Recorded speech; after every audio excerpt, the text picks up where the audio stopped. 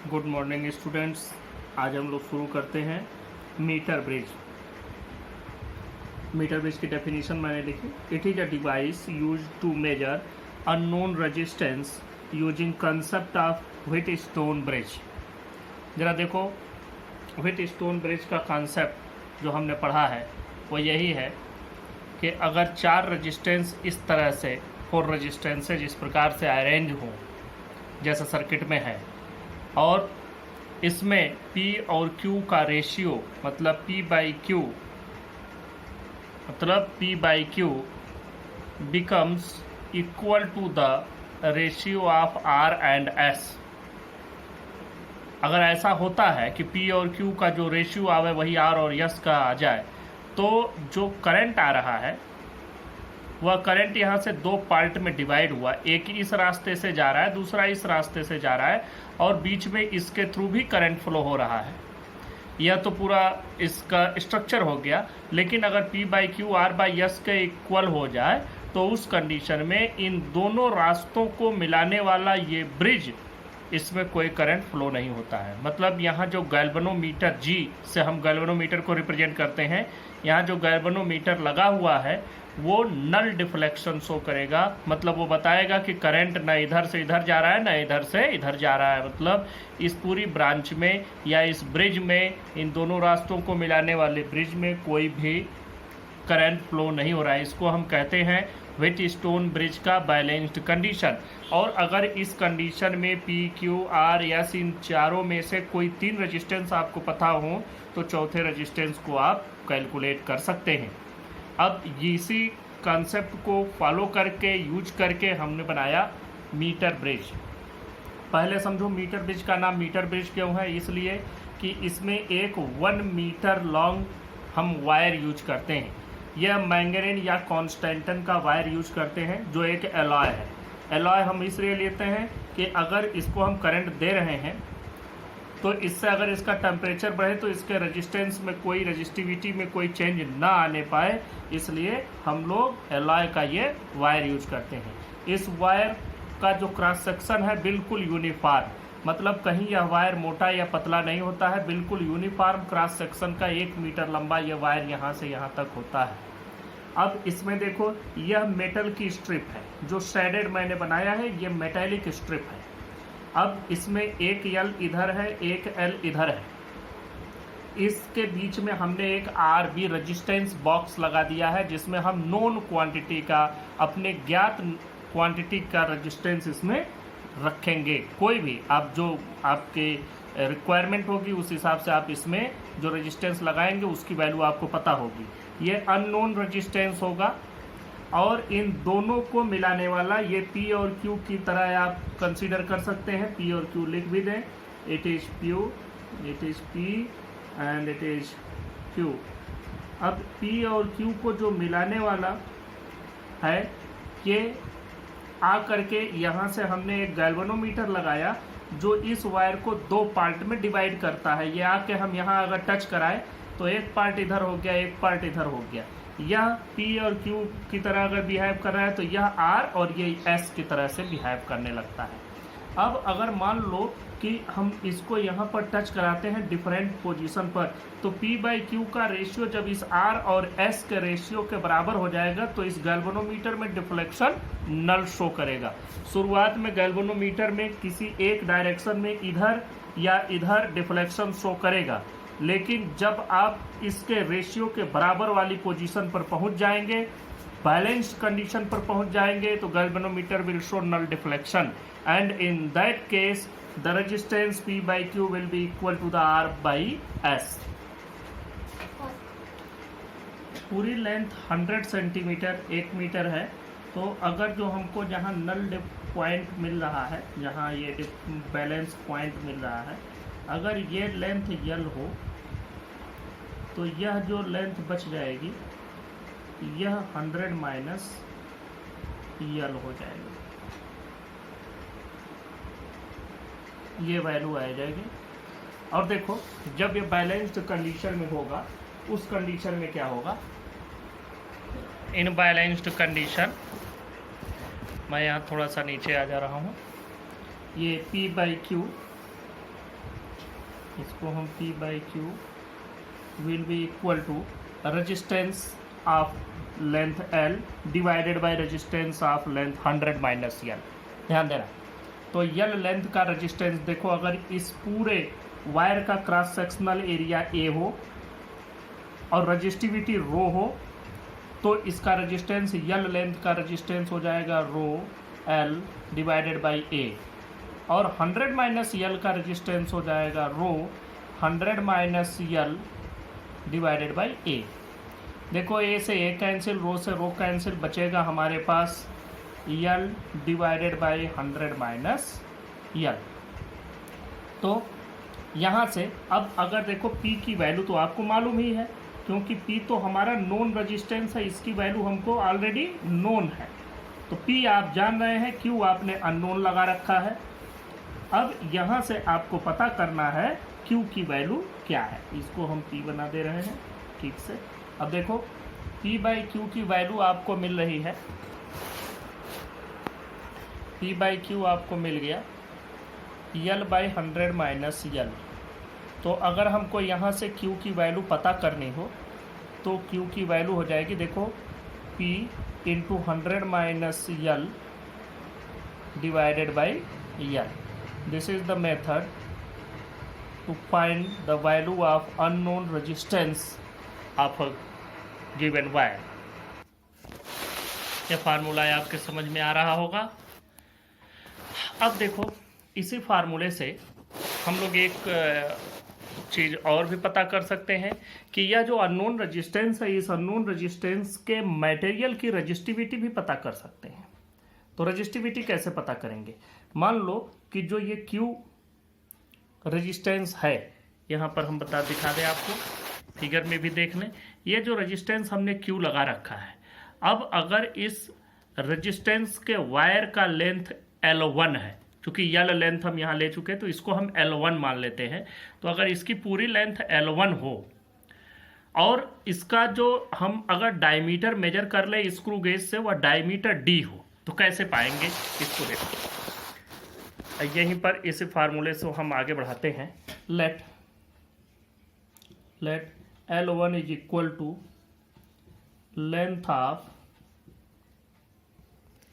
यहाँ हमने लिख दिया L1 is the length of resistance wire, D is the diameter of wire। तो देखो Q की वैल्यू क्या हो जाएगी? Q की वैल्यू भी हो जाएगी, जैसे हम लोग L लेंथ का अगर वायर है तो उसका जो रेजिस्टेंस होता है वो होता है रो L बाई A। तो यहाँ से हो जाएगा रो L1 डिवाइडेड बाई, हम इसको A1 मान लेते हैं। तो ये देखो रो L1, A1 को क्या लिख सकते हैं? पाई R स्क्वायर, जो वायर लगा हुआ उसी वायर का रेडियस है। जो वायर रेडियस निकालने की ज़रूरत ही नहीं है, क्योंकि डायमीटर डिवाइडेड बाई 2 कर देंगे। तो rho L1 divided by pi D by 2 whole square. अब ये देखो 4 हो जाएगा, D स्क्वायर बाई 4, तो ये 4 ऊपर लेके चले जाए, 4 रो L1 divided by pi D square.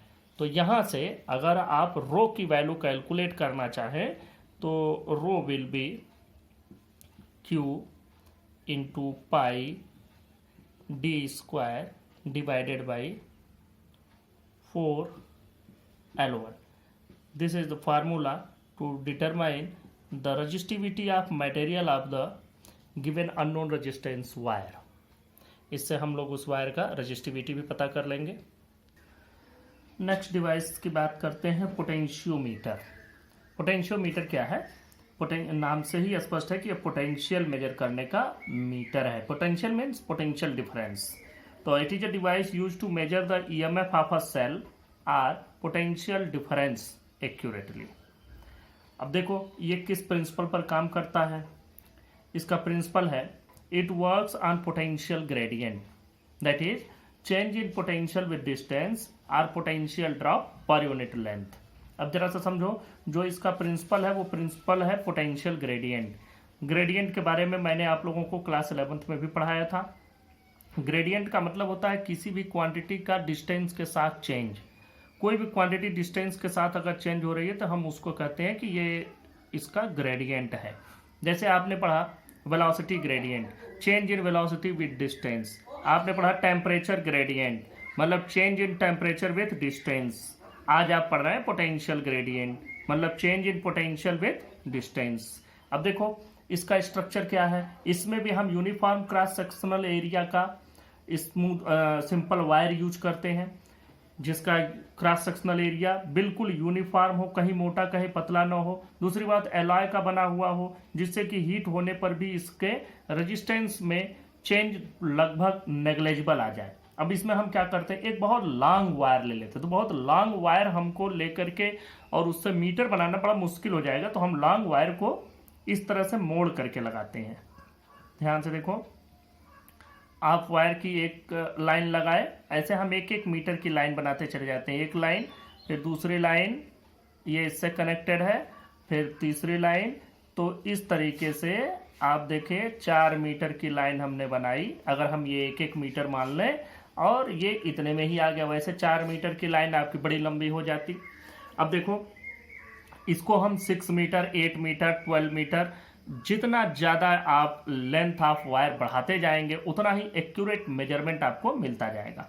ये तो हो गया इसका वायर। अब इसका जो हम यूज करते हैं, इसको चलाने के लिए हम इसमें ऑपरेटिंग पोटेंशियल लगाते हैं। ऑपरेटिंग पोटेंशियल, इसको ऑपरेट करने वाला पोटेंशियल, एक बैटरी लगा देते हैं।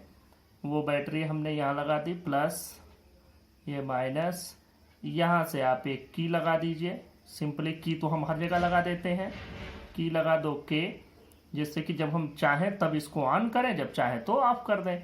और उसके बाद यहीं के आगे जब हम बढ़ते हैं तो इसमें हम एक वेरिएबल रेजिस्टेंस लगा देते हैं, जिससे कि हम जब चाहें तब इसमें करंट को कंट्रोल कर सकें। तो ये वेरिएबल रेजिस्टेंस, इसको हम लोग रिहोस्टेट बोलते हैं, RH से रिप्रेजेंट करते हैं। इसके एक एंड को ले आएंगे और इस रिहोस्टेट पे ऐसे लगा देंगे। इस पर लगाने का मतलब कि इट कैन वैरी, हम कम भी कर सकते हैं, बढ़ा भी सकते हैं। यह पूरा स्ट्रक्चर हो गया। अब मान लो कि हमने यह 4 मीटर का वायर लिया और ये 4 वोल्ट की बैटरी हमने लगाई है। तो अगर हमारे पास ये 4 वोल्ट की बैटरी है, जस्ट आपको समझाने के लिए मैं एक एग्जांपल ले रहा हूँ।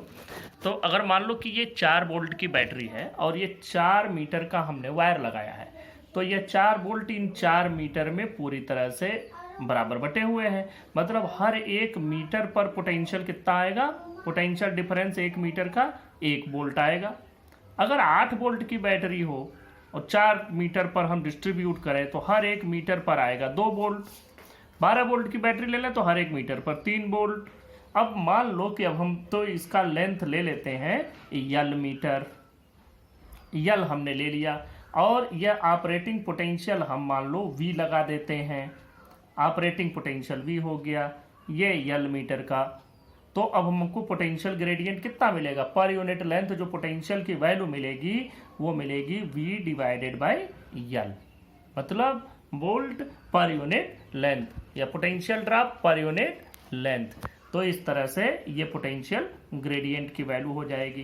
तो अब हम लोग इसको लिख भी लेते हैं, यहाँ हमने लिख भी दिया, let V is operating potential and L is total length of potentiometer wire, then potential gradient is equal to V by L। यह किसमें आएगा, वोल्ट पर मीटर। अब इससे हम लोग अगर मान लो कि किसी भी सेल का EMF कंपेयर करना हो तो कैसे कंपेयर करेंगे, जरा इस पर चर्चा करते हैं। और किसी सेल का EMF हमको पता करना हो तो कैसे पता करेंगे, हम इस पर आते हैं। देखिए, इसके लिए सबसे पहले आपको कॉन्सेप्ट समझना होगा कि हम लोग कॉन्सेप्ट क्या यूज करने जा रहे हैं। पोटेंशियोमीटर ही हम लोग क्यों यूज करते हैं।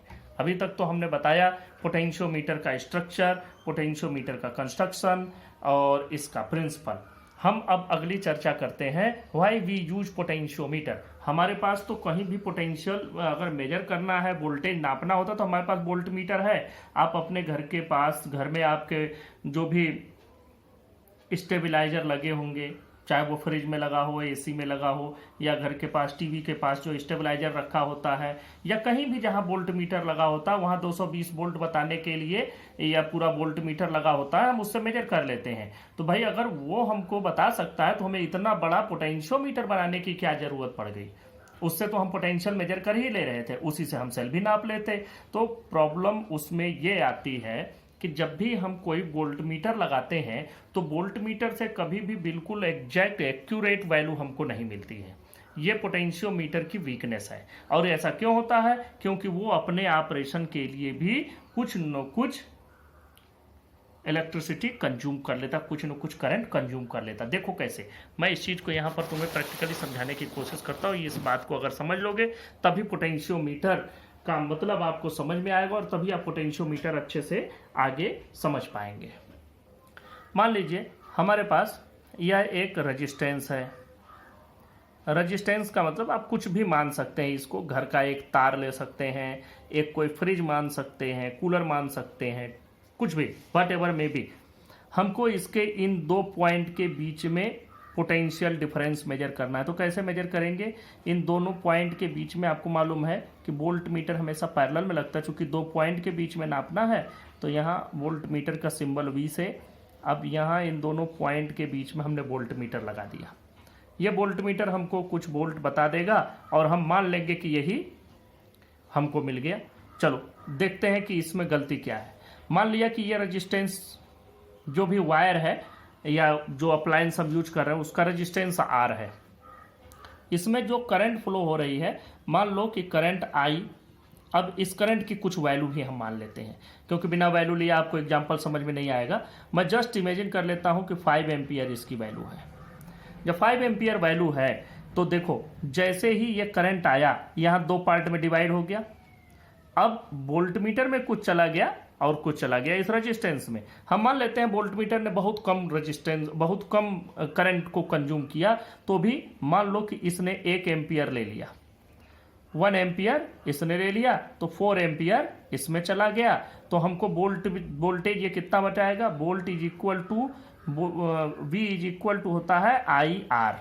तो देखो तुमको क्या मिलेगा, 4 एम्पियर का करंट और ये रेजिस्टेंस की वैल्यू आर, तो आपको ये कितना बताएगा? 4R। जबकि है कितना? एक्चुअली तो है 5R। वोल्टेज आपका 5R है लेकिन आपको मिल रहा है 4R। इसका मतलब कि जो भी एक्चुअल वोल्टेज है उससे कम वोल्टेज आपको मिल रहा है। अब देखो इसको अगर हम थोड़ा और करेक्ट करना चाहें, हम चाहें कि हमारा वोल्ट मीटर थोड़ा और अच्छा वोल्टेज मेजर करे, हम ज़्यादा कम पा रहे हैं, थोड़ा और अच्छा बताएं, तो उसके लिए हमें क्या करना होगा? इसका रेजिस्टेंस बढ़ाना होगा। हम मान लो कि इसका रेजिस्टेंस बढ़ा दिए, जो भी रेजिस्टेंस था वह हमने बढ़ा दिया। तो चूंकि पैरेलल में जितनी डिवाइस कनेक्ट होती हैं उन सब का वोल्टेज सेम होता है। तो ये मान लो कि जो इसका रेजिस्टेंस अगर हमने बढ़ाया तो अब ये करंट, मान लो कि अब हमने इसका रेजिस्टेंस आर डैश कर दिया, तो जो भी ये करंट कंज्यूम कर रहा था अब V by R dash current ये कंज्यूम कर रहा था, इतना ही करेगा। अगर हम आर डैश बढ़ा देंगे तो इस वोल्ट मीटर का रेजिस्टेंस है ये आर डैश, अगर आर डैश को बढ़ा देंगे तो ये जो करंट ये ले रहा है वो कम हो जाएगा। मान लो कि हमने इस रेजिस्टेंस को बढ़ा दिया और अब ये करंट ले रहा है 0.5 एम्पियर, तो यहाँ कितना जाएगा? 4.5 जाएगा। तो हम कितना पाएंगे? 4 मान लो यहाँ 0.5 एम्पियर चला गया, तो यहाँ जो करंट जाएगा उस करंट की वैल्यू हो जाएगी 4.5 एम्पियर, और तब हमको जो वोल्टेज मिलेगा वो मिलेगा 4.5 इंटू आर। इन सब को देख करके आपको समझ में आ रहा होगा कि हम कैसा वोल्ट मीटर बनाए कि बिल्कुल एग्जैक्ट वो एकदम 5R हमको दे दे। उसके लिए जरूरी ये है कि ये रेजिस्टेंस हम बहुत ज़्यादा कर दें। तो जो आइडियल वोल्ट मीटर होता है, आइडियल वोल्ट मीटर की प्रॉपर्टी होती है कि it must contain infinite resistance. लेकिन आप सोच के देखें, is it possible to construct a voltmeter having infinite resistance? It is impossible. हम इनफाइनाइट रेजिस्टेंस का कोई भी वोल्ट मीटर बना नहीं सकते हैं। तो फिर हमको एक बात ये भी मान के चलनी पड़ेगी कि जब भी हम वोल्ट मीटर कोई भी यूज करेंगे, कितना भी अच्छा वोल्ट मीटर, कितने भी हाई रेजिस्टेंस रख सकते हैं लेकिन इनफाइनाइट नहीं कर सकते, तो ये कुछ न कुछ तो करंट अपने ऑपरेशन के लिए लेगा ही, और जो एक्चुअल वैल्यू होगी उससे थोड़ा सा कम ही हमको वोल्टेज मेजर करके देगा। अब हम बात करते हैं एक तो हमारा ये वोल्टमीटर, और अब हम बात करते हैं अपने पोटेंशियोमीटर की। वो किस प्रिंसिपल पर काम करता है उसको भी समझ लो। देखो ये एक सेल है, प्लस माइनस, दूसरा सेल और हमने ले लिया, प्लस माइनस, दोनों सेल के पॉजिटिव को एक साथ जोड़ दो, दोनों सेल के नेगेटिव पर गैल्वेनोमीटर लगा दो। अब एक चीज देखो, यहां तुम एक बात समझो, ये दो हमने सेल लगाए हैं, इसको हम E1 नाम दे देते हैं, इसको हम E2 नाम दे देते हैं। अब अगर ये E1 का वोल्टेज ज़्यादा है तो यह अपना करंट इसके अंदर से भेजेगा और पूरा करंट इसमें ऐसे चलने लगेगा, इस तरह से इधर से जाने लगेगा, तो ये गैल्वेनोमीटर एक डायरेक्शन में डिफ्लेक्ट होगा। मान लिया इस डायरेक्शन में डिफ्लेक्ट हुआ। जब ये ज़्यादा है, करंट इसके अंदर से ऐसे जा रहा है इस तरह से, तो हमने डिफ्लेक्शन इधर मान लिया। मान लो ये ज़्यादा नहीं है, ये ज़्यादा है, तो करंट फिर किधर से जाएगा, ऐसे घूम करके फिर ऐसे आने लगेगा और तब ये डिफ्लेक्शन इधर की ओर हो जाएगा। अब तीसरी बात, मान लो कि दोनों के वोल्टेज बराबर हो गए, दोनों के ईएमएफ बराबर हो गए, वोल्टेज न को दोनों के ईएमएफ बराबर हो गए। अब तक इसका ईएमएफ ज़्यादा था तो इस डायरेक्शन में गैल्वेनोमीटर गया, करंट ऐसे गया। इसका ईएमएफ ज़्यादा था तो करंट इसके अंदर से गया, गैल्वेनोमीटर इस डायरेक्शन में डिफरेंट। दोनों के ईएमएफ अगर बराबर हो गए तो गैल्वेनोमीटर यहीं रह जाएगा, कहीं नहीं जाएगा। तो इसका मतलब कि गैल्वेनोमीटर नल डिफ्लेक्शन शो करेगा जबकि दोनों के ईएमएफ बराबर हैं। और उस कंडीशन में मान लो E1 का ईएमएफ हमको पता था, इसका नहीं पता था, तो इसका कितना होगा, इसी के बराबर हो जाएगा। तो इस तरीके से हम लोग अगर मान लो कि ये एक नोन है वैल्यू, हमको ज्ञात है इसका मान कि इसका ईएमएफ इतना है, और बहुत सारे सेल हैं उनका ईएमएफ हमको देख करके इसके साथ कंपेयर करना है, तो हम उसको लगाएंगे, देखेंगे करंट इसमें से अगर जा रहा है इस डायरेक्शन में तो हम ये मान लेंगे कि ये इससे कम ईएमएफ का है, इससे ज़्यादा ईएमएफ का है। और कहीं संयोग से कोई ऐसा भी मिल गया कि जब नल डिफ्लेक्शन शो करने लगा तो हम ये कहेंगे कि इस सेल का ईएमएफ बिल्कुल इस सेल के बराबर है। इसी प्रिंसिपल को यूज करके पोटेंशियोमीटर बनाया गया है। यहाँ आपको एक बात मालूम होनी चाहिए कि यह हमको E1 की वैल्यू E2 तब मिल रही है जब गैल्वेनोमीटर से कोई करंट फ्लो ही नहीं हो रहा है, मतलब यह अपने ऑपरेशन के लिए कोई करंट ले ही नहीं रहा है। तो अब हम यहाँ पर मान लो कि हमको कोई अगर सेल की बात है, हमको मान लो ये V की वैल्यू पता है, इसका EMF मालूम है और इसका लेंथ भी मालूम है। अब देखो हमको एक सेल मिला, इस सेल का EMF नहीं मालूम, इस सेल का EMF हमको पता करना है। सेल का जैसे इसमें पॉजिटिव जुड़ा है, इसमें देखो दोनों के पॉजिटिव एक साथ जोड़े गए हैं, तो जिस सेल का EMF पता करना है उस सेल का पॉजिटिव भी इसी से जोड़ दो, इसके प्लस को भी इसी प्लस से जोड़ दो, माइनस पर एक गैल्वेनोमीटर लगा दो और इसके दूसरे एंड को लेकर के आए, हम इसके डिफरेंट पोजीशन पर टच करते जाएं। तो ये ज़्यादा है तो इसके अंदर से करंट अपना भेजेगा, कहीं ना कहीं तो ऐसा मिलेगा ही जबकि इसका पोटेंशियल इसके बराबर हो जाएगा।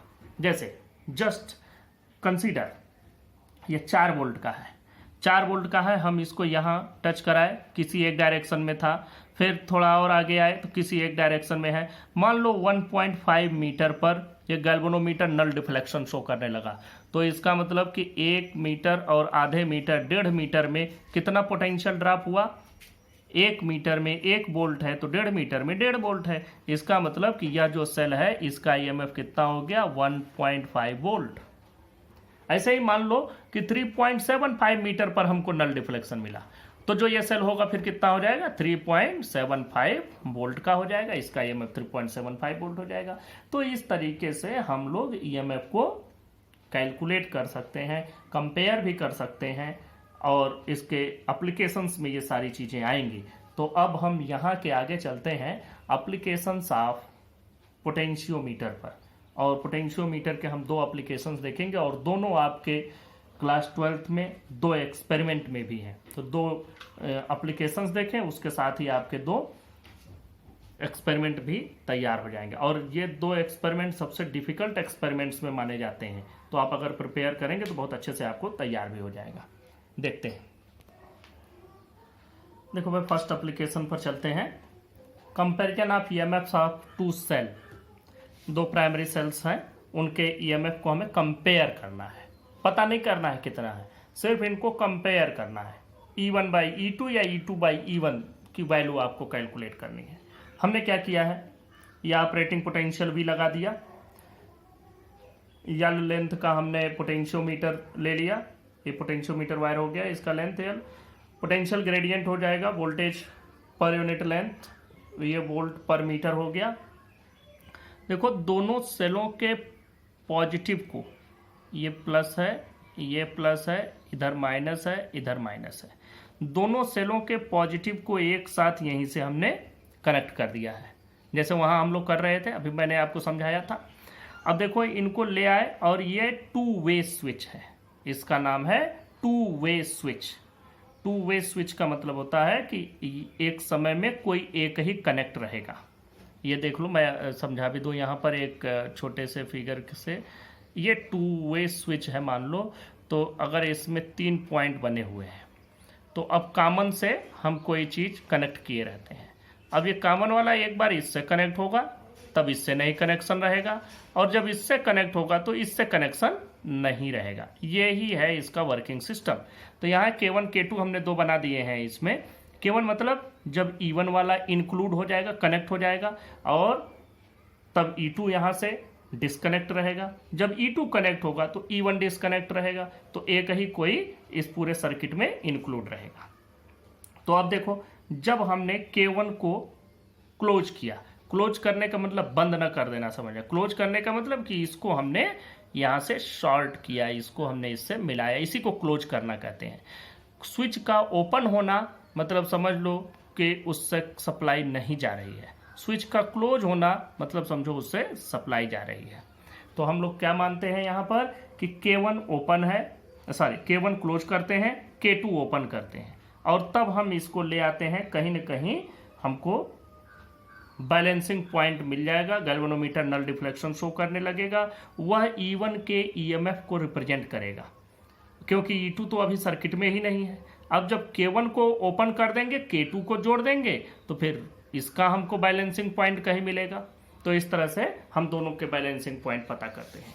तो मान लो जब हम K1 को क्लोज करते हैं और इसको ओपन करते हैं, मतलब सिर्फ E1 हमारा इंक्लूड है, तो इसका EMF E1 है, तो यह सेल जब इंक्लूड है पहला वाला, तब मान लो हमको बैलेंसिंग लेंथ L1 पर मिलती है, और जब ये वाला इंक्लूड है, ये हटा दिया गया, मतलब K1 को ओपन करके K2 को क्लोज कर देते हैं, तब मान लो L2 पर हमको मिलता है। तो हम लिख देते हैं इसको, देखें अब यहाँ देखें, हमने लिखा let L1 is equal to balancing length from point A, इस पॉइंट से balancing length, when K1 is closed and K2 is open, तो EMF of first cell is equal to E1 equal to, देखो ये V by L, ये तो हो गया potential gradient, into ये L1 लेंथ पर अगर मिल रहा है तो इनटू L1। अब similarly let L2 is equal to balancing length, अब देखो L2 को मान लिया balancing length from point A when K2 is closed and K1 is open.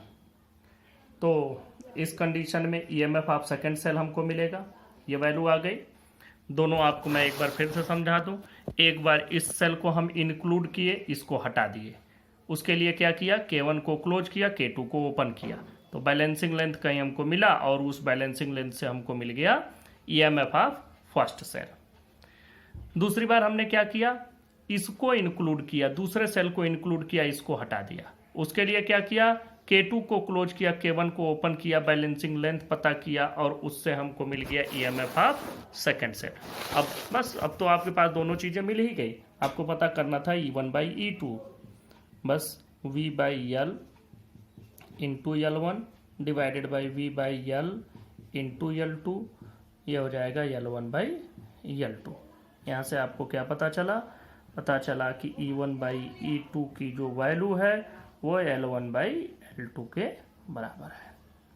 तो अब इस तरह से आप ये पता कर सकते हैं किसका पोटेंशियल, किसका EMF ज़्यादा, किसका कम, और अगर दोनों में से किसी एक का EMF पता है तो दूसरे का EMF पता भी कर सकते हैं। This is the first application of potentiometer. हम लोग अब सेकेंड एप्लीकेशन देखते हैं पोटेंशियोमीटर का। इसमें हम लोग देखते हैं determination of internal resistance of a primary cell. हमको सेल के इंटरनल रेजिस्टेंस को पता करना है। देखो इसके लिए हम लोग पहले पहले पूरा कॉन्सेप्ट आप समझ लें। मैं पूरे कॉन्सेप्ट को आपको समझा देता हूँ।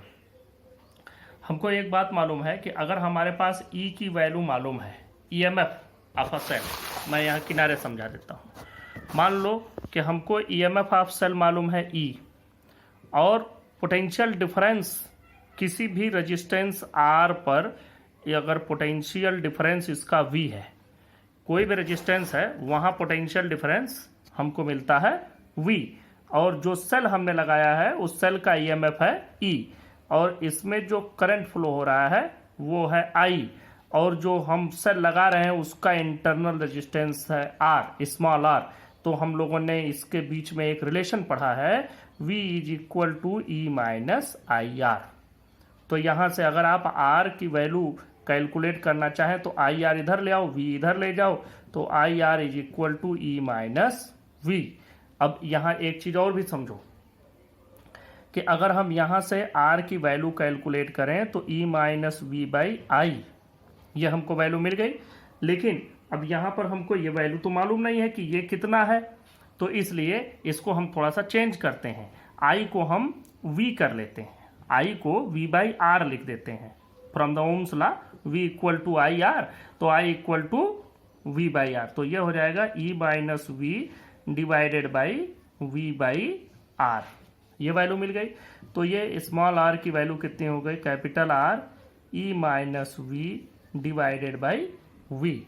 अब आर की वैल्यू कितनी हो जाएगी, capital R E by V minus 1। ये वी से एक बार इसको डिवाइड किया, एक बार इसको डिवाइड किया, यह फार्मूला आपको मिल जाएगा। अब आपको इसके लिए क्या चाहिए, सिर्फ और सिर्फ यहाँ दो चीज़ों की ज़रूरत हमको पड़ रही है। एक तो ये रेजिस्टेंस, दूसरा ईएमएफ, पोटेंशियल डिफरेंस। अगर इतनी चीज़ें हैं तो आप ये कैलकुलेट कर सकते हैं। ईएमएफ पता करने के लिए सेल को ओपन सर्किट में होना चाहिए, उससे करंट न लिया जाए तो हम लोग सेल का ईएमएफ पा लेते हैं। और अगर कोई रेजिस्टेंस लगा दिए हैं उसमें करंट दे रहा है तो हम वहाँ से उसका पोटेंशियल डिफरेंस पा जाते हैं। अब देखो हम लोगों ने जो सर्किट बनाई है, अब इस सर्किट को यहाँ समझने की कोशिश करें। इस सर्किट में जो हमने बनाया है, यहाँ पर हमने एक सबसे पहले ध्यान दें, सबसे पहले हमने यहाँ एक सेल जोड़ दिया। इसी सेल के पैरेलल में हमने एक रेजिस्टेंस बॉक्स लगा दिया। यहाँ से हम कोई नोन क्वांटिटी का, ज्ञात मात्रा का रेजिस्टेंस लगा देंगे, या एक की लगा दिया K2।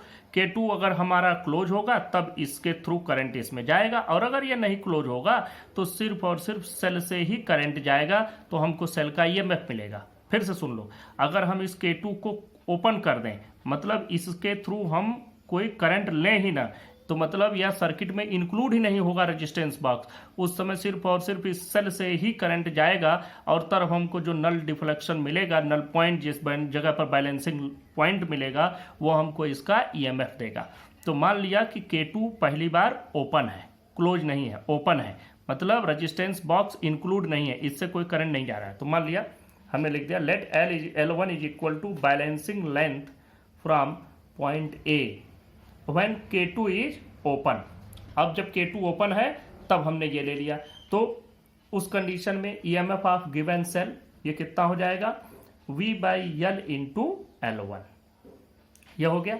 अब दूसरी बार हम क्या करते हैं, K2 को क्लोज कर देते हैं, मतलब अब इस रेजिस्टेंस से हो करके करंट जाएगा, तब जो हमको मिलेगा वह इसका पोटेंशियल डिफरेंस बताएगा। इस सेल, इस जो भी रेजिस्टेंस यहाँ पर हम इंक्लूड करेंगे, उस रेजिस्टेंस के दोनों एंड पर उस रेजिस्टेंस के अक्रॉस पोटेंशियल डिफरेंस मिलने लगेगा। तो हम अगली बात लिखते हैं कि let L2 is equal to balancing length when, let L2 is equal to balancing length when K2 is closed. Balancing length from point A when K2 is closed, then potential difference,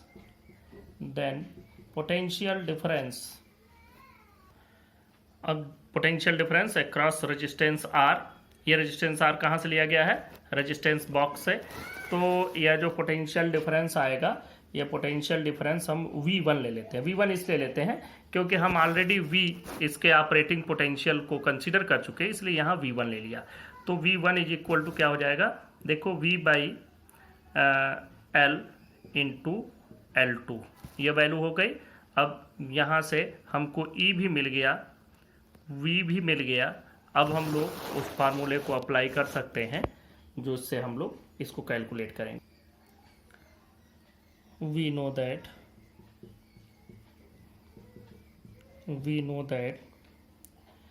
V is equal to E minus IR। तो यहाँ पर हम लोग क्या लिखेंगे, यहाँ लिखेंगे V1 is equal to E minus IR। यहाँ V1 इसलिए क्योंकि हमने यहाँ V1 ही लिखा है। तो अब अगर IR को इधर करें, V1 को इधर ले जाएं, तो देखें यहाँ से लिखते हैं IR is equal to E minus V1। ये रिप्रेजेंट करता है कि R की value E minus V1 divided by I हो जाएगा। I को वोल्टेज के रेस्पेक्ट में लिख लेते क्योंकि हमने अमीटर लगा करके करंट तो मेजर नहीं किया है। तो E minus V1 divided by, इसको हम लिख सकते हैं V बाई R। और फिर इसकी जो वैल्यू आएगी उस वैल्यू को भी आप देखें, ये हो जाएगा R इंटू, ये V1 हो जाएगा, सॉरी ये V1 बाई R हो जाएगा क्योंकि हम लोग उसी रेजिस्टेंस में जो करंट जा रहा है उसकी की बात कर रहे हैं। तो यहाँ से R ये E minus V1 divided by V1 से डिवाइड कर दो तो R की वैल्यू आपको मिल जाएगी R E by V1 minus 1। यहाँ से आपको E की वैल्यू रख देनी है, V1 की वैल्यू रख दो। दोनों वैल्यू आपके सामने ही है, दोनों वैल्यू पुटअप करो। हम यहाँ थोड़ा सा दूर कर देते हैं इसको इस जगह पर, या थोड़ा सा नीचे से शुरू करते हैं, से आप लोग कायदे से वैल्यू रख करके इसको कैलकुलेट कर सकें।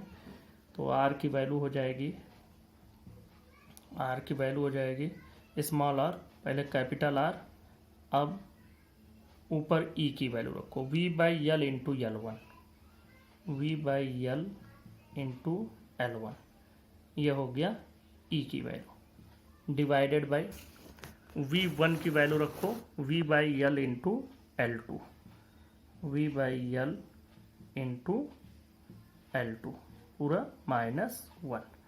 अब ये जो वैल्यू आएगी V बाई L से कैंसिल हो जाएगा, तो हम क्या पाएंगे R L1 by L2 minus 1।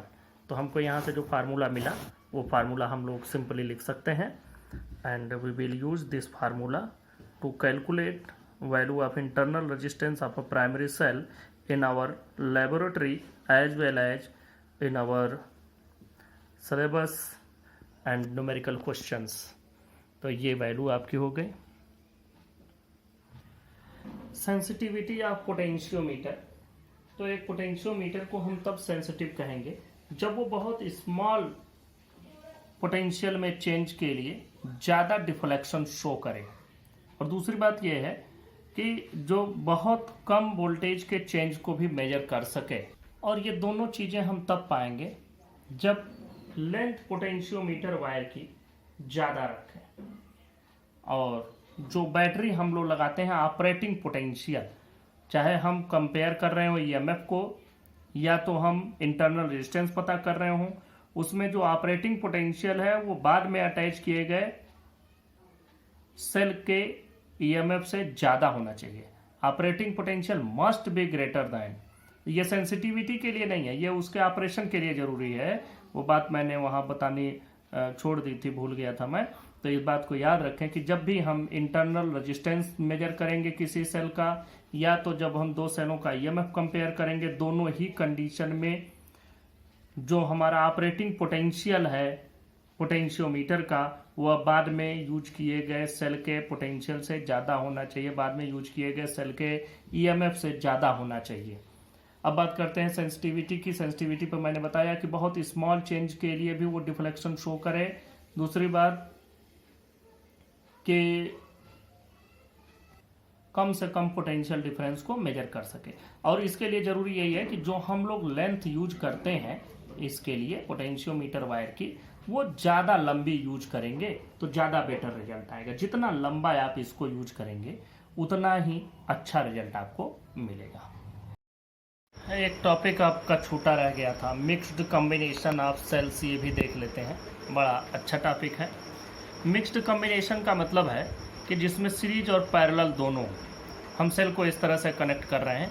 देखो सीरीज में हमने एक लाइन में n सेल लगा दिए, हम एक लाइन में n सेल जोड़ रहे हैं, ये n सेल एक लाइन में जुड़ गए, और ऐसे ऐसे n सेल की m रोज है, ये m रोज हो गए, ये जो रो है इनकी संख्या है m। एक रो में n सेल है और n सेल की m रोज है। हमें इसका टोटल इक्विवेलेंट पता करना है कि नेट ईएमएफ क्या होगा और हम करंट मैक्सिमम कब पाएंगे।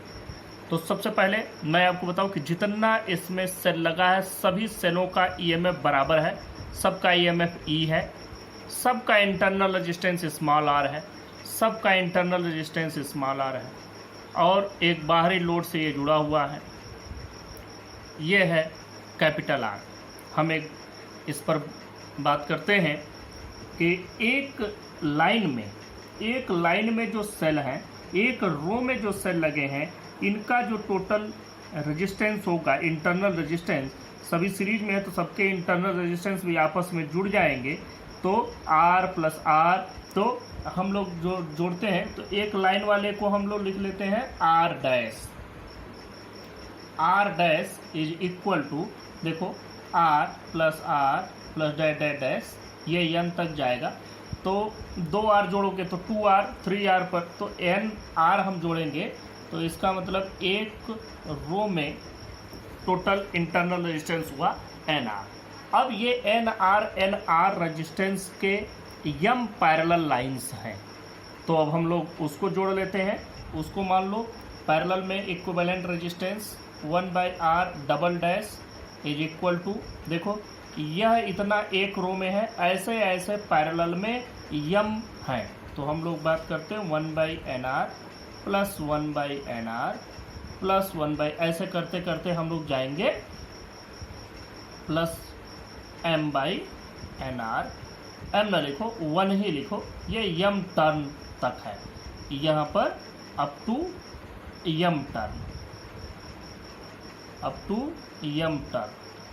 तो ये बात हो गई। अब देखो ऊपर सबका अगर हम एलसीएम लेते हैं तो सबका एलसीएम NR ही आएगा, ऊपर 1 plus 1 plus dash dash dash dash, कहाँ तक, m तक हमको जाना है, तो 1 और 2 हो गए, 2 3 हो गया, ऐसे जोड़ते जाएंगे तो m तक जोड़ेंगे तो टोटल हो जाएगा m/NR, this is 1/R double dash. ये टोटल इंटरनल रेजिस्टेंस की बात है, इसको हम लिख नहीं रहे, बट डायरेक्ट आपको समझते चलना और समझ के ही आपको आगे सब कर लेना है। तो R डबल डैश की वैल्यू कितनी हो जाएगी, ये इन्वर्ट हो जाएगा, NR डिवाइडेड बाई M हो जाएगा।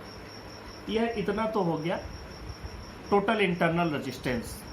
अब हमको क्या करना है, हमें करना है टोटल करंट चाहिए।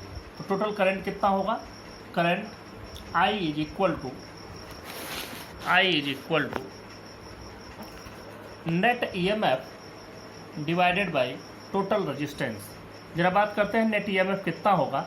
देखो एक रो में n सेल हैं, तो जितने एक सीरीज में जुड़ते हैं तो EMF उनका जुड़ता चला जाता है, तो ये E plus dash dash dash n तक जाएंगे तो n इंटू E, यह हो गया टोटल EMF डिवाइडेड बाई, आपको टोटल इंटरनल और प्लस एक्सटर्नल ऐड कर लेना, तो टोटल इंटरनल हो जाएगा NR/M प्लस एक्सटर्नल R। ये वैल्यू देखो NE divided by NR plus ये हो जाएगा MR और टोटल डिवाइडेड बाई M को ऊपर ही लिख देते हैं अभी नेक्स्ट स्टेप में, तो ये हो जाएगा m into n into E divided by NR plus MR। This is the value of current. और इस करंट के फार्मूले को पूरा हम लोग यहाँ कायदे से लिख देते हैं, I is equal to m n e divided by NR plus MR, this is the formula. अब हमको करंट मैक्सिमम चाहिए, हमको वो कंडीशन निकालनी है कि जब मैक्सिमम करंट हो।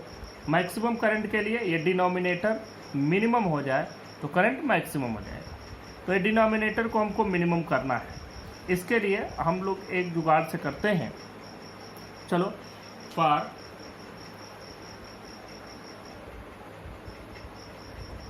क्या मैंने लिख भी दिया, for maximum current NR plus MR must be minimum. अब हम इसी चीज़ को कैलकुलेट करते हैं।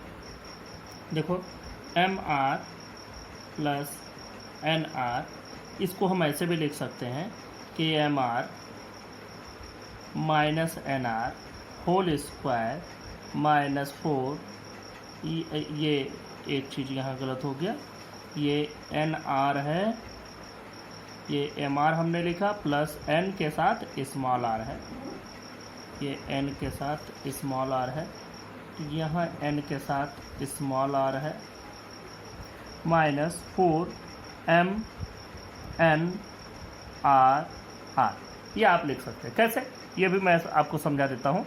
देखो, यहीं पर आप समझ लो कि अगर हम ऐसे करें, a प्लस बी का whole square is equal to a minus b का होल स्क्वायर प्लस 4ab, तो कोई गलती नहीं है।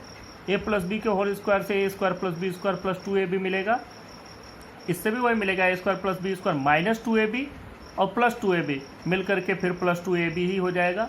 इसी तरह से अगर a माइनस बी का होल स्क्वायर निकालो तो ये माइनस आ जाएगा। हम लोग यहाँ पर ये MR प्लस NR लिख रहे हैं और इसके होल स्क्वायर को लिख रहे हैं माइनस और यहाँ प्लस 4MNR इंटू R। देखो, अब ये और ये दोनों बराबर हो गए, ये whole square a minus b का होल स्क्वायर प्लस 4ab। अब देखो, इस पूरे को, यह पूरा जो हमको मिला यह इसके बराबर मिल रहा है।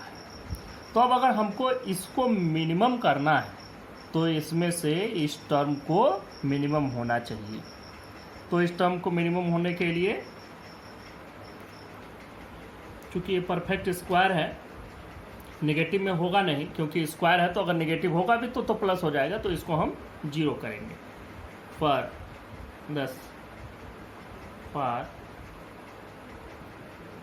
Maximum current MR minus NR whole square must be 0।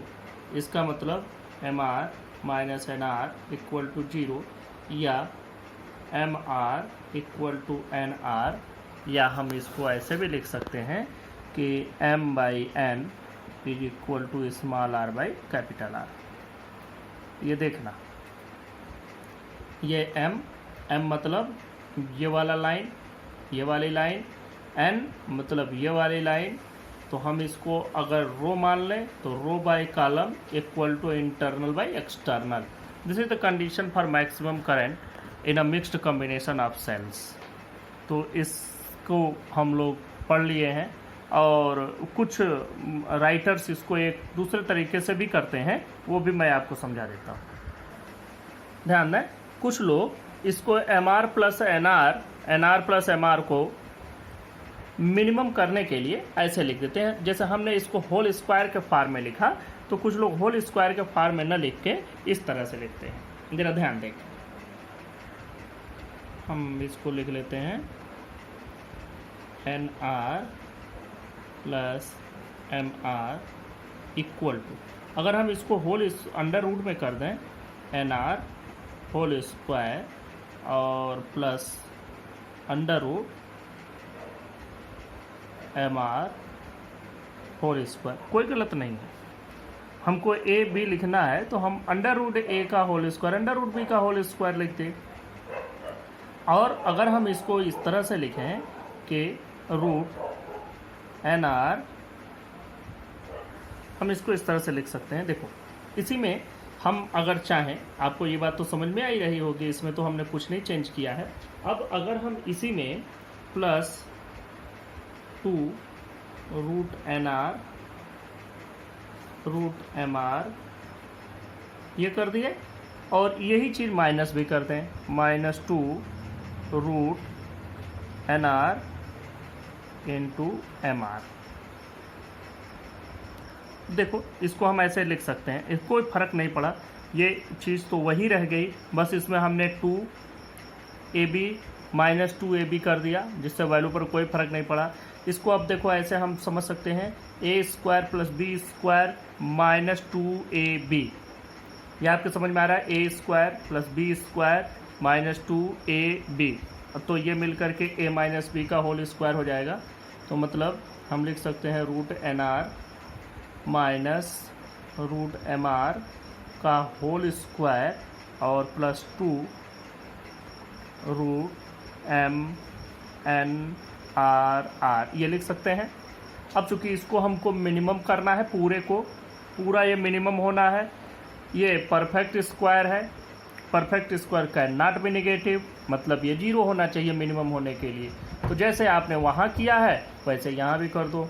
For minimum √NR must be equal to √MR, और इसका मतलब यह हो गया कि अगर हम दोनों तरफ से रूट हटा दें तो भी कोई दिक्कत नहीं।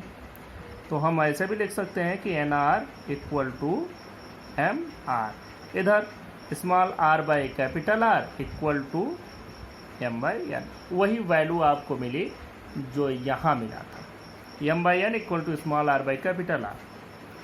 तो ये तरीका हो गया जिससे हम मैक्सिमम करंट पाते हैं in the mixed combination of cells. अब इस पर एक न्यूमेरिकल करके इस पूरे चैप्टर को कंप्लीट करते हैं। अब यह क्वेश्चन देखें, there are 100 cells each of EMF 1.5 volt and internal resistance 4 ohm. Explain the method of their connection in order to find maximum current. चलिए इस क्वेश्चन को सॉल्व करते हैं। बहुत इजी क्वेश्चन और बहुत ट्रिकी क्वेश्चन, बहुत बढ़िया।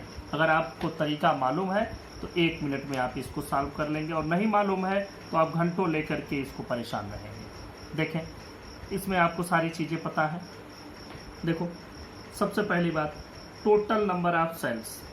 अब इनको तो हमें 100 सेल्स को कनेक्ट करना है, मतलब टोटल सेल। अब इनको रो और कॉलम में डिवाइड करना है। एक रो में अगर n सेल मान लें और n सेल के m कॉलम मान लें तो m इंटू n की वैल्यू दी गई है 100। अब ये कैसे बना सकते हैं, देखो हम 10-10 की 10 लाइनें बना सकते हैं, 20-20 एक लाइन में लगा के 5 लाइनें बना सकते हैं, 25-25 एक लाइन में लगा के 4 लाइन बना सकते हैं, 50-50 की 2 लाइनें बना सकते हैं, 5-5 सेलों की 20 लाइनें बना सकते हैं। कैसे बनाएं जिससे हमको मैक्सिमम करंट मिले। तो देखो Mn तो हो गया, स्मॉल r की वैल्यू दी गई है, स्मॉल r की वैल्यू दी गई है 4 ओम, कैपिटल R की भी वैल्यू दी गई है, कैपिटल R की वैल्यू दी गई है। Explain the method of their connection in order to find maximum current. यहाँ ये नहीं लिखा है, मैं लिख देता हूँ। द एक्सटर्नल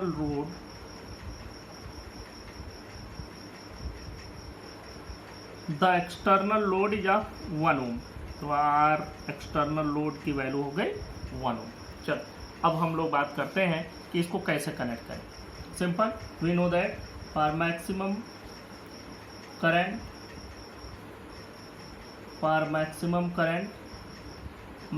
करंट के लिए M/N की वैल्यू small r by capital R के बराबर होना चाहिए। अभी हमने ये फार्मूला ड्राइव किया है, वैल्यू पुटअप कर दो।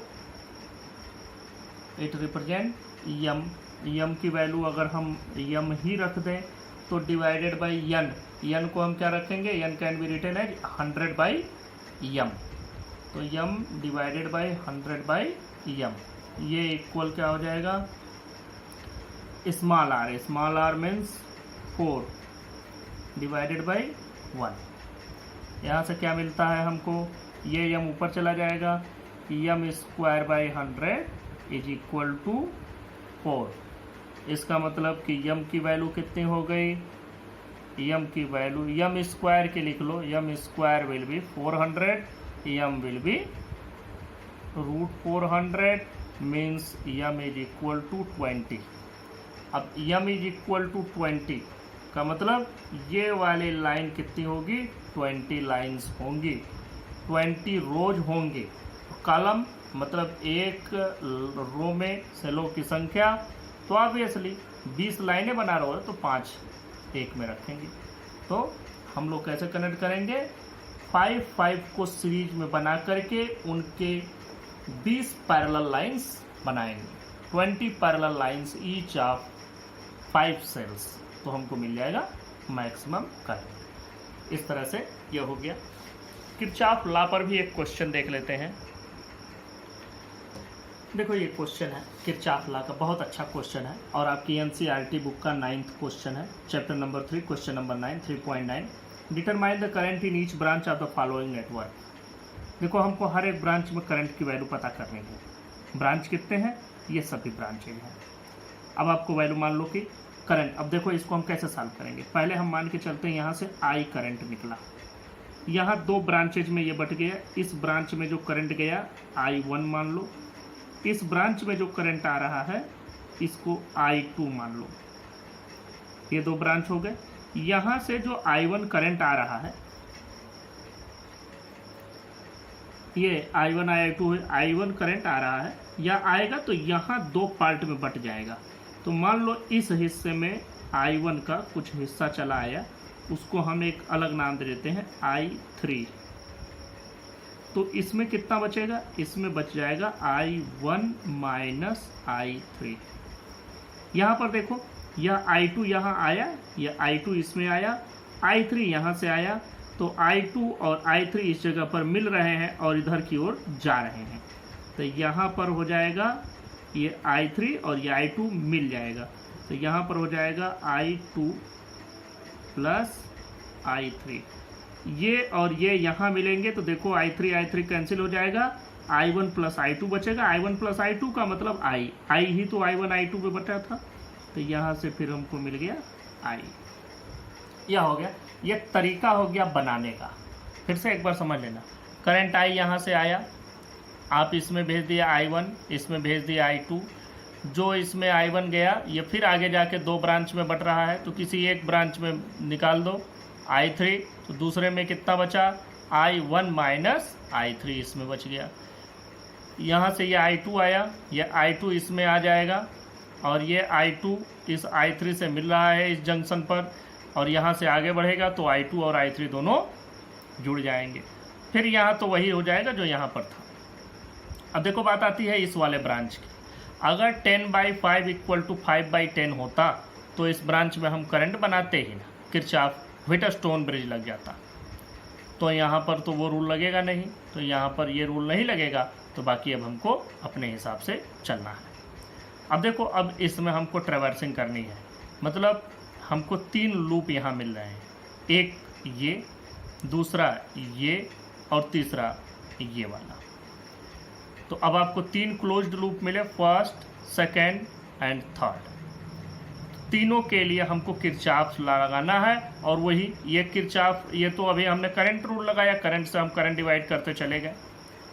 कोई ऐसा भी कर सकता है इन करंट को डिवाइड कर, मैंने I1 I2 बांट दिया, कोई इस डायरेक्शन में I1 बांट देता और इसमें ले लेता I माइनस I1, वो भी सही था।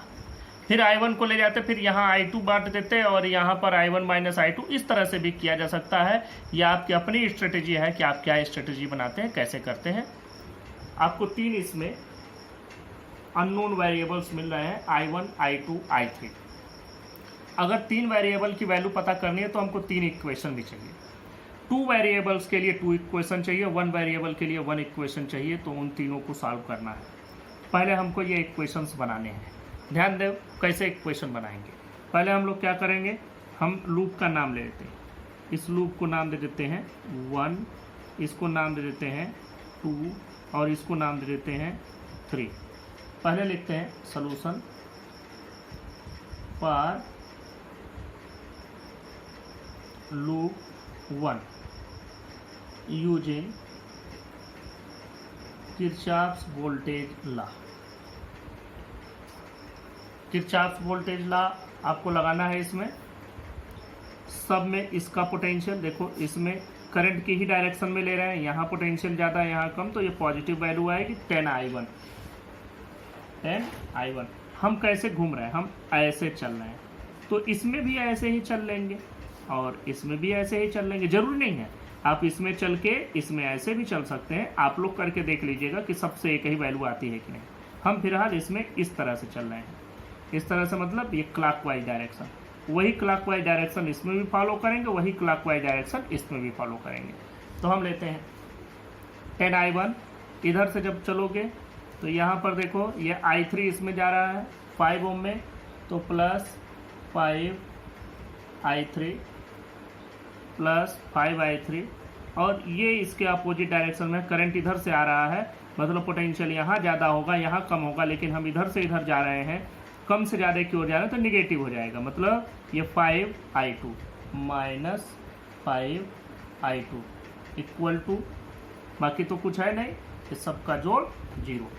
अब देखो यहाँ पर 5 कॉमन लेकर के सब यहीं पर कैंसिल कर डालो, तो ये हो जाएगा 2I1 plus I3 minus I2 equal to 0। This is equation number 1।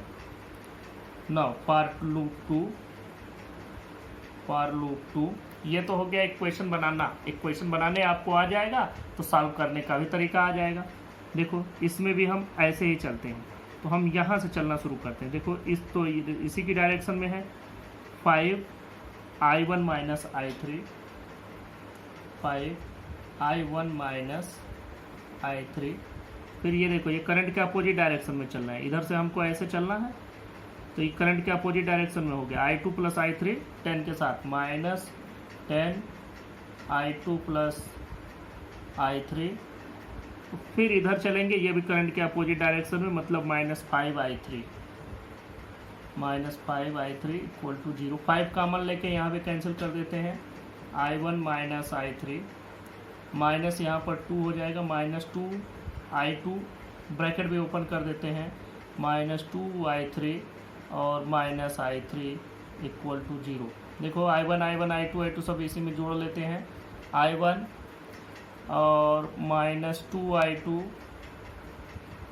Minus I3 है और माइनस 2I3 है, मतलब minus 4I3 equal to 0। This is equation number 2 for loop 3 में देखो, लूप 3 में हम यहाँ से चलना शुरू करेंगे ऐसे और घूम करके यहाँ से, तो हम इस जगह से चलना शुरू करते हैं। तो देखो यहाँ पर क्या है, यह 10I है, I का मतलब I1 प्लस I2 की वैल्यू, क्योंकि यही I1 I2 में डिवाइड हुआ है, तो मतलब ये कितना है I1 प्लस I2। तो लिखते हैं 10I1 प्लस I2, थोड़ा सा इसको नीचे कर देते हैं जिससे आपको दिखाई भी दे। ये देखो ये 10I1 प्लस I2 कर दिया। ये चीज़ आपको समझ लेनी है कि अगर हम यहाँ पर I को लेके चले होते, एक में I1 भेजते और दूसरे में I माइनस I1, तब हम I को साथ कर लेते, लेकिन यहाँ पर I1 प्लस I2 है तो हम इसको I1 प्लस I2 I को मान सकते हैं। तो 10I1 प्लस I2, आगे बढ़ो, ऐसे चलना है क्लॉकवाइज, तो ये आएगा मतलब plus 5I2 plus 10I2 plus I3 plus 10I2 plus I3, और जब यहाँ से चलोगे तो ये देखो निगेटिव से पॉजिटिव जा रहे हैं, लो पोटेंशियल से हाई पोटेंशियल जा रहे हैं, मतलब नेगेटिव के साथ लिखेंगे माइनस 10 इक्वल टू 0। अब बस इसको भी सॉल्व कर लो। अब हम 5 से इसको पहले पूरे को डिवाइड कर देते हैं, तो देखो यहाँ पर ब्रैकेट भी ओपन करते जाते हैं, तो 2I1 हो जाएगा प्लस 2I2 हो जाएगा, प्लस सिर्फ I2 बचेगा, प्लस 2I2 बचा, प्लस 2I3 बचा, और माइनस 10 इक्वल टू 0।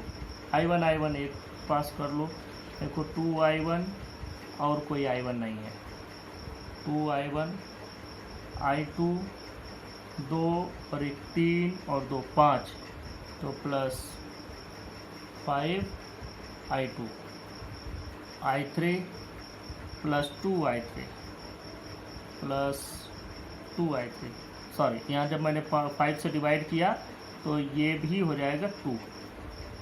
5 को इससे डिवाइड करोगे तो ये भी 2 हो जाएगा। देखो 5 से इसको डिवाइड किया 2, इसको डिवाइड किया 1, ये 2 और यहाँ भी 2 ही बचेगा। तो 2i3 -2 इक्वल टू 0 लिखें या इस 2 को इधर भेज दें। This is equation number 3। 3 equation आपके सामने हो गए। अब इन तीनों इक्वेशन को आपको सॉल्व करना है। तीनों इक्वेशन को पहले एक पास लिख लेते हैं। ये हो गया, ये फर्स्ट इक्वेशन यहाँ है, हम यहाँ लिख लेते हैं 2i1 प्लस माइनस, पहले i2 वाला लिख लें, -i2 और फिर प्लस i3 लिखते हैं, plus i3 equal to 0। This is equation number 1। और इसी के नीचे इक्वेशन नंबर 2 भी आप लिख लें।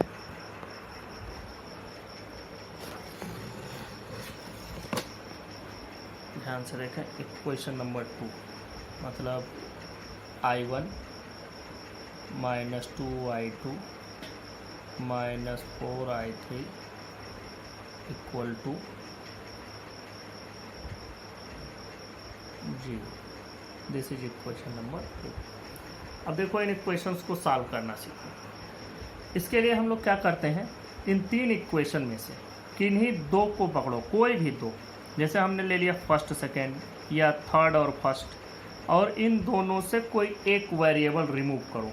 जैसे देखो अभी बहुत आसानी से इसमें दिख रहा है 2i1 अगर हम 3 में से इक्वेशन 1 को डिडक्ट कर दें, 3 में से इक्वेशन 1 को डिडक्ट कर दें तो ये माइनस हो जाएगा, ये i1 का लफड़ा ख़त्म, सिर्फ i2 i3 बच जाएंगे। फिर क्या करो कि कोई 2 इक्वेशन और ले लो। जैसे फर्स्ट और 3 लिया था, अब आप फर्स्ट और सेकंड ले लें, या आप थर्ड और सेकंड ले लें, और फिर उससे भी i1 को ही रिमूव करो, एलिमिनेट करना है। This is the method of elimination. इसको एलिमिनेट करो और फिर i2 i3 में दूसरा इक्वेशन बच गया। अभी 3 वेरिएबल के 3 इक्वेशन है, फिर 2 वेरिएबल के 2 इक्वेशन बन जाएंगे जिनको सॉल्व करना है, आपको आता है। तो हम पहले बात करते हैं इक्वेशन 3 माइनस इक्वेशन 1। इक्वेशन 3 हम ये नहीं लिख रहे हैं डिडक्टिंग इक्वेशन 1 फ्रॉम इक्वेशन 3, आप समझ लीजिएगा। फ्रॉम लिखो, फ्रॉम 3 माइनस 1 वी गेट। देखो 3 में से 1 डिडक्ट करोगे, ये वाला डिडक्ट हो रहा है, तो ये i1 तो कैंसिल हो गया, ये प्लस हो जाएगा, तो 5 और प्लस 1 6 हो जाएगा, 6i2। ये 2 में से ये डिडक्ट होगा, माइनस हो जाएगा, 2 में से 1 घटेगा माइनस, तो ये हो जाएगा प्लस, यहाँ ये वाला एक ही बचेगा, plus i3 equal to 2। This is equation number 4। अब क्या करें जिससे i1 रिमूव हो जाए, 3 और 2 ले लेते हैं। देखो इसमें 2i1 है, इसमें एक i1 है, तो इक्वेशन 2 को हम 2 से मल्टीप्लाई करके और फिर 3 में से डिडक्ट करते हैं। From 3 minus 2 into equation 2 we get, चलो 3 में से 2i1 है, यहाँ तो 2i1 हो गया, डिडक्ट भी किया, ये कैंसिल हो गया i1। ये देखो 5i2 है और यहाँ पर ये हो जाएगा 4i2 और वो भी प्लस हो जाएगा, तो 5 और 4 9i2। ये 2i3 है और 2i3 इसको हमने 2 से मल्टीप्लाई किया तो 8 हो जाएगा और वो भी प्लस हो जाएगा, तो 2 और 8 10 हो जाएगा, प्लस 10i3 इक्वल टू, यही हमको मिलेगा। 2 में से ही डिडक्ट कर रहे हैं, तो will again get 2। This is equation number 5। 4 और 5 को अब सॉल्व करना है। सारा फोकस 4 5 पे ले आते हैं।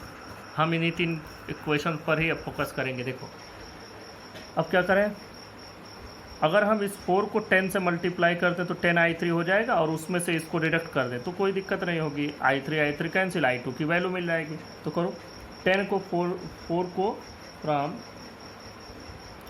10 into equation 4 minus equation 5 we get, देख 10 से मल्टीप्लाई करोगे 60i2 होगा, 60i2, और 62i2 में से आपको घटाना 9i2, तो आपके पास बचेगा 60 माइनस 9 मतलब 51i2। i3 तो 10 हो जाएगा और ये कैंसिल भी हो जाएगा। 10 से इसको मल्टीप्लाई करोगे तो हो जाएगा 20, 20 माइनस 2 करेंगे तो हमको मिलेगा 18। अब यहाँ से i2 की वैल्यू आपको मिल जाएगी 18/51। आप चाहें तो इसको थोड़ा सा सॉल्व भी कर सकते हैं, मिनिमाइज कर दो, 3 से डिवाइड कर दो, 3 6 जा 18, 17। This is the value of i2। ये i2 की वैल्यू अब इसमें रख दो, इक्वेशन 4, 5 किसी में भी। इक्वेशन 4 से ही काम करते हैं, फ्रॉम इक्वेशन 4। इक्वेशन 4 में 6i2 मतलब 6 इंटू 6/17 और प्लस i3 इक्वल टू 2। अब देखो i3 की वैल्यू कितनी हो जाएगी, i3 की वैल्यू हो जाएगी 2 माइनस ये 36/17। अब देखो यहाँ से करोगे 34 माइनस 36/17 इज इक्वल टू -2/17। ये हो गई i3 की वैल्यू। अब ये i3 और i2 दोनों मिलाकर के किसी इक्वेशन में रख दो। सबसे छोटा इक्वेशन हल्का फुल्का दिख रहा है, इक्वेशन नंबर 1। तो फ्रॉम इक्वेशन 1, इक्वेशन 1 में हम दोनों की वैल्यू रखते हैं। और नीचे कर लेते हैं इक्वेशन 1 पर, फ्रॉम 1 पर आ जाओ। 2i1 यह हमको पता करना है, 2i1 माइनस i2 मतलब -6/17 और माइनस i2 प्लस i3 मतलब प्लस i3 की वैल्यू है -2/17। तो हम इस प्लस को डायरेक्ट लिख देते हैं, -2/17 इज इक्वल टू 0। यहाँ से देखो ये 6 और 2 8 हो जाएगा, 8/17, और लिख सकते हैं 2i1 इक्वल टू 8/17, या यहीं से थोड़ा सा और हम लोग आगे बढ़ते हैं। i1 can be written as 8/34। तो इस तरह से आपको वैल्यू मिल गई। इसको थोड़ा 17 में ला दो, 8/34 का मतलब 4/17।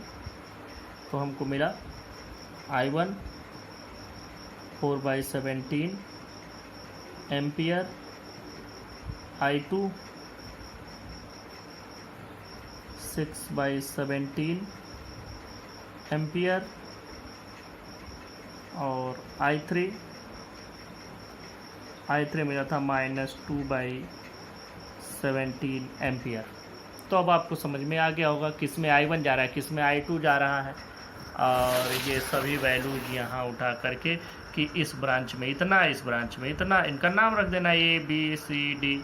तो AB में इतना, BC में इतना। अब आपके समझ में आ गया। टोटल करंट अगर कोई पूछे तो टोटल करंट कितना था, i1 प्लस i2। तो you can easily get total current. ये भी लिख देते हैं, total current I equal to i1 plus i2। i1 मतलब 4/17 प्लस i2 मतलब 6/17, जोड़ दो 10/17 ampere. This is the complete question. Question number is solution of question number 9 of chapter number 3। और इसी के साथ ये चैप्टर 3 आपका कंप्लीट हुआ।